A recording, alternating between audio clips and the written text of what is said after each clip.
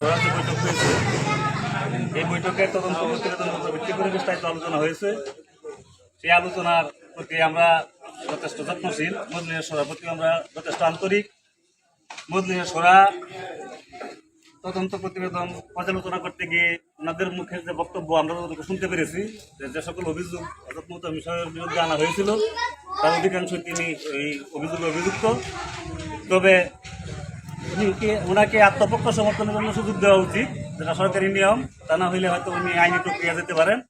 সেই দিক বিবেচনায় ওনাকে 7 দিনের জন্য আত্মপক্ষ সমর্থনের সুযোগ দেওয়া হয়েছে। আমাদের মাদ্রাসার যে সংবিধান, সেই সংবিধানে উল্লেখ আছে কারো বিরুদ্ধে কোনো অভিযোগ আনা হইলে সেই অভিযোগের প্রেক্ষিতে ওনাকে সাসপেনশনে দিতে হয় এবং তার বিরুদ্ধে আপনার কারণ দর্শানোর নোটিশ দেওয়া হয়। নোটিশ যথাযথ না হইলে বা তার জবাব যথাযথ না হইলে তখন তার বিরুদ্ধে তদন্ত কমিটি গঠন করা হয়। তদন্ত রিপোর্ট পাওয়ার পরে মজলিসের সভা সিদ্ধান্ত গ্রহণ করে অপরাধী হলে শাস্তিমূলক ব্যবস্থা, আর আপনার অপরাধী হলে বেকসুর খালাস। কিন্তু এখানে হয়েছে তার সম্পূর্ণ ব্যতিক্রম। ওনার বিরুদ্ধে অভিযোগ দেওয়ার পরে নানান অজুহাতে কালক্ষেপণ করা হয়েছে। অবশেষে এক পর্যায়ে শিক্ষকদের দাবির প্রেক্ষিতে কর্তৃপক্ষ বাধ্য হয়েছে সেই অভিযোগ আমলে নিতে। পরবর্তীতে তদন্ত কমিটি গঠন করা হয়েছে, তদন্ত প্রতিবেদনও দাখিল করা হয়েছে, তদন্ত রিপোর্ট পর্যালোচনা হয়েছে এবং ওনাদের ভাষ্য অনুযায়ী অধিকাংশ অভিযোগই তিনি অভিযুক্ত। এখন আত্মপক্ষ সমর্থনের জন্য ওনাকে সুযোগ দেওয়া হয়েছে 1 সপ্তাহ। 1 সপ্তাহের মধ্যে উনি যথাযথ জবাব দিতে পারলে হয়তো উনি দায়মুক্তি হবেন, আর জবাব দিতে না পারলে বিধি অনুযায়ী ওনারা ব্যবস্থা নেবেন। আমরা মজলিসের সভার সেই সিদ্ধান্ত আমাদের যারা প্রতিনিধি ছিলেন, বিশেষ করে বড় হুজুর এবং আমাদের নাজমুল তালিম শাহ হুজুর, নায়েবে মুহতামিম সহ মহিলা মাদ্রাসার নায়েবে মুহতামিম যারা আমাদের শিক্ষক প্রতিনিধি আছেন, হযরত মাওলানা এমদাদুল হক সাহেব দামাত বরকাতুহু শাইখে বালিয়া, মাওলানা হাফেজ মাওলানা আব্দুর রশিদ সাহেব নাজমে তালিমাত, মাওলানা আনোয়ারুল ইসলাম হেলাল সাহেব নায়েবে মুহতামিম এবং মহিলা মাদ্রাসার মাওলানা ওলিউল্লাহ সাহেব শিক্ষক প্রতিনিধি এবং এই মাদ্রাসার শাইখুল হাদিস ফজলুল করিম সাহেব, মাওলানা ফজলুল করিম সাহেব, তিনি আমাদের শিক্ষক প্রতিনিধি। ওনারা যেহেতু মজলিসের সভার সিদ্ধান্তকে মেনে আসছেন,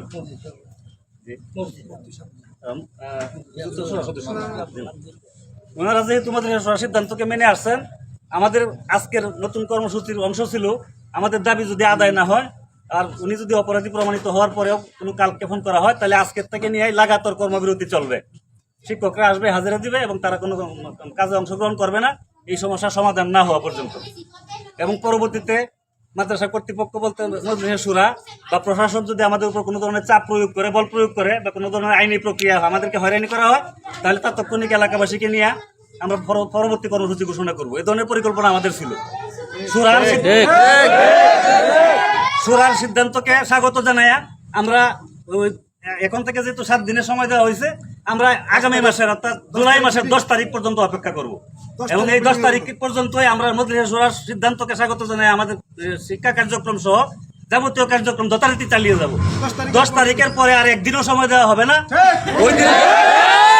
ওই দিনের পর থেকে লাগাতার কর্মবিরতি চলবে। প্রয়োজনে মজলিসের শুরার সাথে যদি আমাদের বিরোধ দেখা দেয়, জনগণকে সাথে নিয়ে আমরা পরবর্তীতে আমাদের দাবি আদায় না হওয়া পর্যন্ত যা করণীয় তা আমরা করব। প্রয়োজনে মাদ্রাসা অফিস তালা দিতে হয় তালা দিব, আমরা করব। আমরা সেই সিদ্ধান্তের মধ্যে সকল শিক্ষক একমত।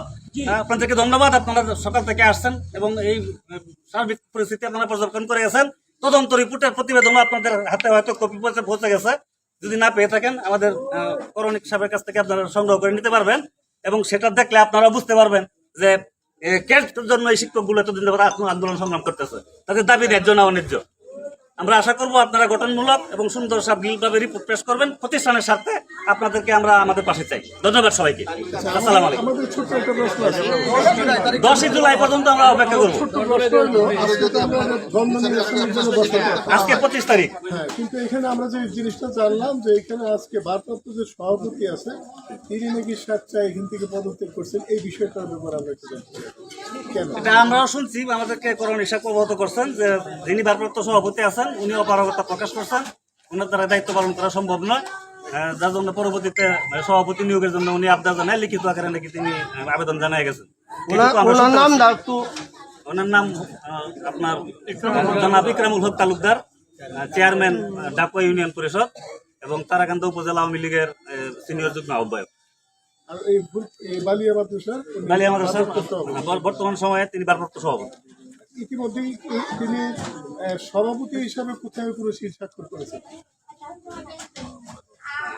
সভাপতি সাহেবের মৃত্যুর পরে সিনিয়র সহসভাপতি জনাব আবুল কালাম আজাদ সাহেব, যিনি সাবেক চেয়ারম্যান 8 নং রূপসী ইউনিয়ন পরিষদ, তিনি অসুস্থ থাকার কারণে পরবর্তী 3 নম্বর সহসভাপতি হিসেবে তিনি ভারপ্রাপ্ত সভাপতি দায়িত্ব পালন করছেন। আমরা এতটুকুই জানি। ধন্যবাদ। নারায়ে তাকবীর! নারায়ে তাকবীর! আমাদের নীতি মেলাটা কি আমরা দেখতে পারি? হ্যাঁ, আমাদের গঠন